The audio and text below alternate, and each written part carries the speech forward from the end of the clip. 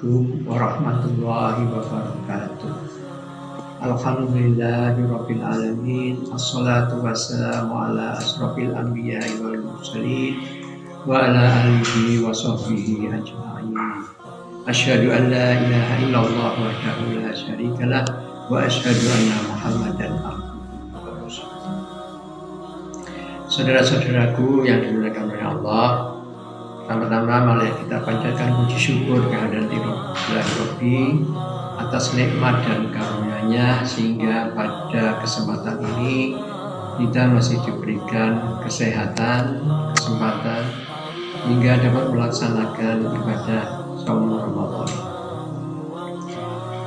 Allah dalam Al-Quran surat An-Nur ayat 31 telah berfirman, A'udzubillahi minasyaitonirrajim.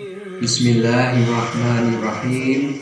Wa tubu ilallahi jami'an ayyuhal mu'minuna la'allakum tuflihun. Dan bertobatlah kamu sekalian kepada Allah, hai orang-orang yang beriman, supaya kamu beruntung. Maksud dari ayat ini adalah orang-orang yang beriman mempunyai kewajiban untuk bertobat kepada Allah Subhanahu wa taala dengan tujuan orang-orang yang beriman akan diberi kesuksesan dalam perjalanan hidupnya. Hakikat dari tobat adalah kembali kepada Allah dengan mengerjakan apa-apa yang dicintai oleh Allah dan meninggalkan apa-apa yang dibencinya, atau kembali dari sesuatu yang dibenci kepada sesuatu yang dicintai. Manusia telah diciptakan Allah, dalam jiwanya telah diberikan atau diilhami dengan perbuatan yang baik dan perbuatan yang jahat atau dosa. Allah menginginkan bagi orang yang beriman agar dia menjadi orang yang sukses, maka diharapkan orang yang beriman banyak melakukan perbuatan yang baik daripada melakukan perbuatan dosa. Untuk itu, dengan bertobat kepada Allah Subhanahu wa taala, maka dosa-dosa itu akan diampuni sehingga timbangan yang nantinya di yaumil akhir, timbangan amal baiknya lebih besar daripada timbangan dosanya. Saudara-saudaraku yang dimuliakan oleh Allah, salah satu dosa yang paling besar yang Allah terangkan dalam Al-Quran adalah berbuat syirik kepada Allah Subhanahu wa taala. Syirik merupakan bentuk kezaliman yang sangat besar sesuai dengan firman-Nya, Inna syirka la dzulmun. Sesungguhnya syirik itu adalah kezaliman yang sangat besar. Manusia hidup di dunia adalah bukan kehendak dia, tapi adalah kehendak Allah Subhanahu wa taala. Allah telah menyiapkan tempatnya, yaitu di bumi, dan dilengkapi dengan fasilitas-fasilitas sehingga manusia dapat hidup dengan aman dan sejahtera.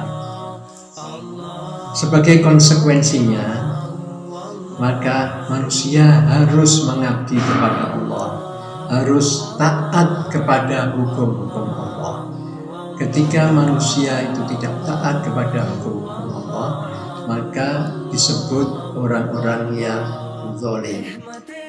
Sesuai dengan firman-Nya, wa may yata'adda hududallah fa ulaika humuz zalimun. Barang siapa menentang hukum-hukum aturan yang dibuat oleh Allah, maka dia termasuk orang yang zalim. Selain kezaliman kepada Allah, ada kezaliman juga kepada manusia.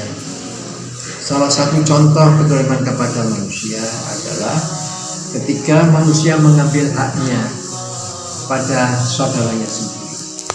Di sini termasuk menipu, korupsi, dan bagi kita yang tidak mengeluarkan zakat, maka itu termasuk melakukan kezaliman kepada saudaranya. Saudaraku yang dimuliakan oleh Allah, untuk itu kita butuh ampunan dari Allah Subhanahu wa Ta'ala, yaitu dengan jalan kita bertobat.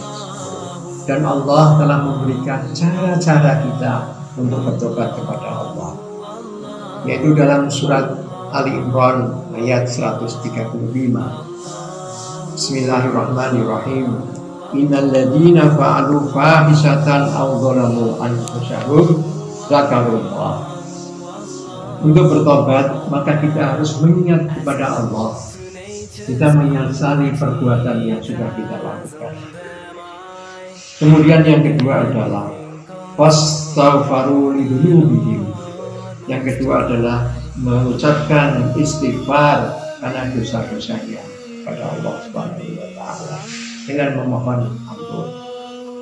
Yang ketiga adalah tidak mengulangi perbuatan dosa lagi, yaitu berbuat dosa yang kecil maupun yang besar.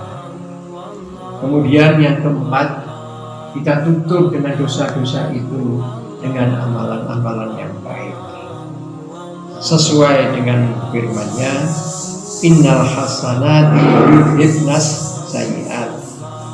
Quran surat 11 ayat 114. Sesungguhnya kebaikan itu akan menghapuskan keburukan atau dosa. Yang terakhir akan kami sampaikan perkataan dari Sufyan Ats-Tsauri,